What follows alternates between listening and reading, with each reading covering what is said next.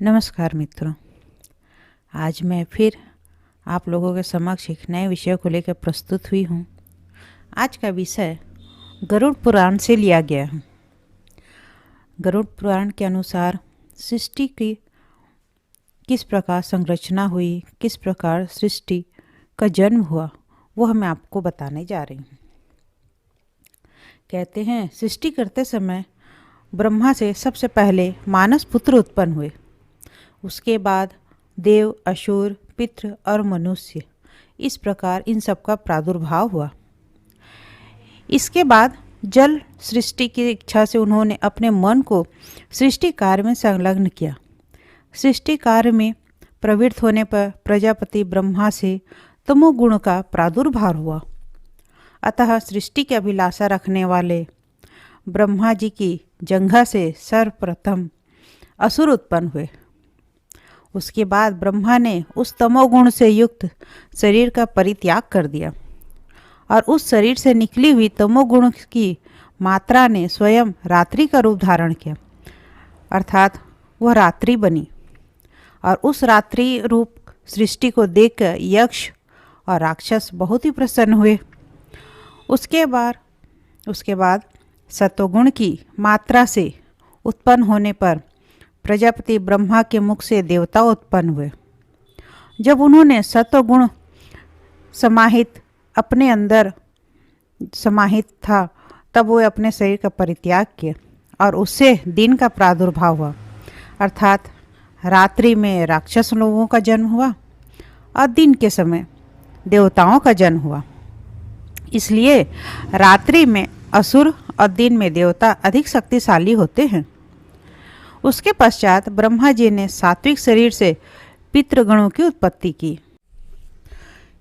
इसके बाद ब्रह्मा के द्वारा उस सात्विक शरीर का परित्याग करने पर संध्या की उत्पत्ति हुई, जो दिन और रात के मध्य में अवस्थित रहती है। ब्रह्मा के रजोमय शरीर से मनुष्य का प्रादुर्भाव हुआ। जब ब्रह्मा ने उसका परित्याग किया तो उससे ज्योत्सना अर्थात प्रभात काल उत्पन्न हुई, जो प्राग्ञ संध्या के नाम से जानी जाती है। ज्योत्सना, रात्रि, दिन और संध्या, ये चारों उस ब्रह्मा के ही शरीर हैं। तत्पश्चात ब्रह्मा के रजो गुणमय से शरीर के आश्रय से क्षुधा और क्रोध का जन्म हुआ।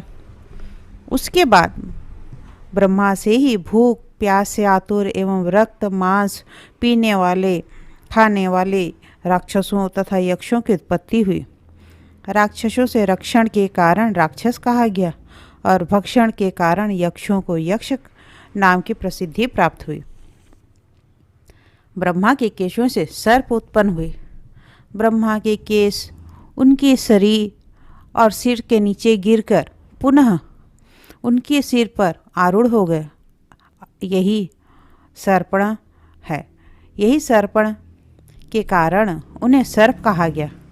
उसके बाद ब्रह्मा के क्रोध से भूतों का जन्म हुआ, इसलिए इन प्राणियों में क्रोध की मात्रा अधिक होती है। ब्रह्मा से गंधर्वों की उत्पत्ति हुई। गायन करते हुए इन सभी का जन्म हुआ था, इसलिए इन्हें गंधर्व और अप्सरा की ख्याति प्राप्त हुई।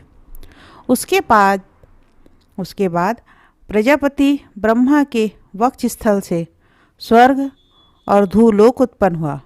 उनके मुख से अज, उदर भाग से तथा पार्श्व भाग से गौ, पैर भाग से हाथी सहित अश्व, महिष, ऊंट और भेड़ की उत्पत्ति हुई।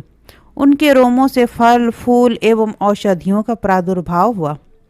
गौ, अज, पुरुष ये पवित्र हैं। घोड़े, खच्चर, गधे ग्राम्य पशु कहे जाते हैं। अब इन वन्य जंतुओं में सबसे पहले हिंसक व्याघ्रादि पशु, दूसरे दो खुरों वाले, तीसरे हाथी, चौथे बंदर, पांचवें पक्षी और छठे कच्छप आदि जलचर और सातवें सरीसृप जीव उत्पन्न हुए। ब्रह्मा के पूर्व आदि चारों मुखों से ऋक, यजु, साम और अथर्व, इन चारों वेदों का जन्म हुआ। उन्हीं के मुख से ब्राह्मण, भुजाओं से क्षत्रिय, उरुभाग से वैश्य तथा पैर से शूद्र उत्पन्न हुए। उसके बाद उन्होंने ब्राह्मणों के लिए ब्रह्मलोक, क्षत्रियों के लिए इंद्रलोक, वैश्यों के लिए वायुलोक और शूद्रों के लिए गंधर्व लोक का निराधार किए। उन्होंने ब्रह्मचारियों के लिए ब्रह्मलोक, स्वधर्म रहित गृहस्थ श्रम कर पालन करने वाले लोगों के लिए प्रजापत्यलोक, वानप्रस्थ श्रमियों के लिए सप्तर्षि लोक और सन्यासी तथा इच्छानुकूल सदैव विचरण करने वाले परम तपोनिधियों के लिए अक्षय लोक का निर्माण किया गया। अब इसके बाद ब्रह्मा जी ने परलोक में रहने वाले मानस प्रजाओं की सृष्टि के विस्तार करने के लिए मानस पुत्रों की सृष्टि की।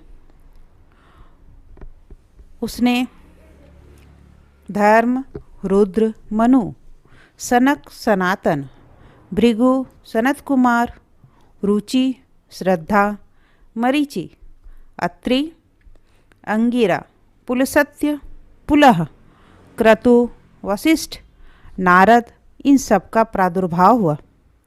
साथ ही बर्हिषद, अग्निश्वात, क्रव्याद, आज्यप, सुकालीन, उपहूत एवं दीप्य नामक 7 पितृगण उत्पन्न हुए। बहिर्षद आदि सप्त पितृगणों में प्रथम 3 पितृगण अमूर्त रूप और शेष 4 मूर्तिमान हैं। कमल योनि ब्रह्मा के दक्षिण अंगूठे से ऐश्वर्य संपन्न दक्ष प्रजापति और वाम अंगूठे से उनकी भार्या का जन्म हुआ। प्रजापति ने अपनी उस पत्नी के गर्भ से अनेक शुभ लक्षणों वाली कन्याओं को जन्म दिया और उन्हें ब्रह्मा के मानस पुत्रों को समर्पित कर दिया। उन्होंने सती नामक पुत्री का विवाह रुद्र के साथ किया। उनके रुद्र के असंख्य महापराक्रमी पुत्रों की उत्पत्ति हुई। दक्ष ने असाधारण रूपवती सुंदर लक्षणों वाली ख्याति नामक पुत्री भृगु को समर्पित की, जिससे भृगु के धाता और विधाता नामक 2 पुत्र हुए। उसी ख्याति से भगवान नारायण की जो श्री नामक पत्नी है, उनकी भी उत्पत्ति हुई। उन श्री के गर्भ से हरि ने बल और उन्माद नामक 2 पुत्रों को उत्पन्न किया। महात्मा मनु के आयति और नियति नाम वाली 2 कन्याएं हुई, जिनका विवाह भृगुपुत्र धाता और विधाता के साथ हुआ। उन दोनों से एक एक पुत्र प्राप्त हुए। आयति के गर्भ से धाता ने प्राण और नियति के गर्भ से विधाता ने मृकंडु को उत्पन्न किए। उन्हीं मृकंडु से महामुनि मार्कंडेय की उत्पत्ति हुई। मरीचि की पत्नी संभूति ने पौर्णमास नामक एक पुत्र को जन्म दिया। उस महात्मा पौर्णमास के 2 पुत्र हुए, जिनका नाम विरजा और सर्वक है। अंगिरा ने दक्ष कन्या स्मृति के से अनेक पुत्र और सीनी वाली कुहू, राका तथा अनुमति नामक 4 कन्याओं का जन्म हुआ। अनसुईया ने अत्रि से चंद्रमा, दुर्वासा, योगी, दत्तात्रेय नामक 3 पुत्रों को जन्म दिया। पुलसत्य की पत्नी प्रीति से दत्तोली नामक पुत्र हुआ। प्रजापति पुलह की पत्नी क्षमा से कर्मश, अर्थवीर, सहिष्णु नामक 3 पुत्र उत्पन्न हुए। क्रतु की पत्नी सुमति से 60,000 बालखिल्य ऋषियों की उत्पत्ति हुई। ये सभी उर्वरेता, अंगुष्ठ पर्व परिमाण वाले तथा दैदीप्यमान सूर्य के समान तेजस्वी हैं। वशिष्ठ की पत्नी ऊर्जा से रज, गात्र, ऊर्ध्वबाहु, शरण, अनघ, सुतपा और शुक्र, ये 7 पुत्र हुए, जो सप्तऋषि कहलाए गए। उस दक्ष प्रजापति ने शरीरधारी अग्नि को स्वाहा नामक पुत्री प्रदान की। उस स्वाहा देवी ने अग्निदेव से पावक, पवमान तथा सुचि नामक ओजस्वी 3 पुत्रों को प्राप्त किया। दक्ष कन्या स्वधा ने पितरों से मेना तथा वैतरणी नाम वाली 2 पुत्रियों को जन्म दिया। वे दोनों कन्याएं ब्रह्मवादिनी थी। मेना का विवाह हिमाचल के साथ हुआ। हिमाचल ने मैना से मैनाक नामक पुत्र उत्पन्न किया था तथा गौरी, जो पार्वती के नाम से जानते हैं, नामक से प्रसिद्ध पुत्री को जन्म दिया, जो पूर्व जन्म में सती थी। तदंतर भगवान ब्रह्मा ने अपने ही समान गुण वाले स्वयंभू मनु को जन्म दिया और उन्हें प्रजा पालन के कार्य में नियुक्त किया। उन्हीं ब्रह्मा से देवी शतरूपा का आविर्भाव हुआ। सर्व वैभव संपन्न महाराज स्वयंभू मनु ने तपस्या के प्रभाव से परम शुद्ध तपस्विनी उस शतरूपा नामक कन्या को पत्नी रूप में ग्रहण किया, जिससे प्रियव्रत और उत्तानपाद नामक 2 पुत्र तथा प्रसूति, आकुति और देवहूति नाम की 3 पुत्रियों का जन्म हुआ। उनसे मनु ने आकुति नामक कन्या का विवाह प्रजापति रुचि के साथ किया। प्रसूति तथा देवहूति क्रमशः दक्ष एवं कर्दम मुनि को प्रदान की गई। रुचि से यज्ञ और दक्षिणा का जन्म हुआ। यज्ञ से दक्षिणा के 12 पुत्र हुए, जो महाबलशाली याम अर्थात देवगण जो के विशेष के नाम से प्रसिद्ध हैं। दक्ष प्रजापति ने 24 श्रेष्ठ कन्याओं की उत्पत्ति की। उन कन्याओं में श्रद्धा, लक्ष्मी, धृति, तुष्टि, पुष्टि, मेधा, क्रिया, बुद्धि, लज्जा, वपु, शांति, रिद्धि और कीर्ति नामक की जो 13 कन्याएं थी, उनको पत्नी के रूप में दक्षिणा के पुत्र धर्म ने स्वीकार किया। इसके बाद शेष जो ख्याति, सती, संभूति, स्मृति, प्रीति, क्षमा, सन्नति, अनसुईया, ऊर्जा, स्वाहा और स्वधा नामक 11 कन्याएं थी, उनका विवाह मुनि श्रेष्ठ भृगु, महादेव, मरीचि, अंगिरा, पुलसत्य, पुलह, क्रतु, अत्रि, वशिष्ठ, अग्नि और पितृगणों के साथ हुआ। श्रद्धा ने काम, लक्ष्मी ने दर्प, धृति ने नियम, तुष्टि ने संतोष तथा पुष्टि ने लोभ को उत्पन्न किया। मेधा से श्रुत का तथा क्रिया से दंड, लय और विनय नामक 3 पुत्रों को जन्म दिया। बुद्धि ने बोध को, लज्जा ने विनय को, वपु ने व्यवसाय एवं शांति ने क्षेम को उत्पन्न किया। रिद्धि से सुख, कीर्ति से यश उत्पन्न हुए। ये सभी धर्म के पुत्र हैं। धर्म के पुत्र काम की पत्नी का नाम रति है। उनके पुत्र को हर्ष कहा गया है। दक्ष प्रजापति ने किसी समय अश्वमेघ यज्ञ का अनुष्ठान किया। उस यज्ञ में रुद्र और सती के अतिरिक्त निमंत्रित दक्ष के सभी जमाता अपनी पत्नियों के साथ उपस्थित हुए। ऐसा देखकर बिन बुलाए ही सती भी उस यज्ञ में जा पहुंची, किंतु वहां अपने पिता दक्ष के द्वारा किए गए तिरस्कारपूर्ण व्यवहार को देखकर उसे रहा न गया और उन्होंने वहीं अपने प्राणों का परित्याग कर दिया। वे ही सती पुनः हिमालय से मेना के गर्भ में उत्पन्न हुई और गौरी के नाम से प्रसिद्ध होकर शंभु की पत्नी बनी।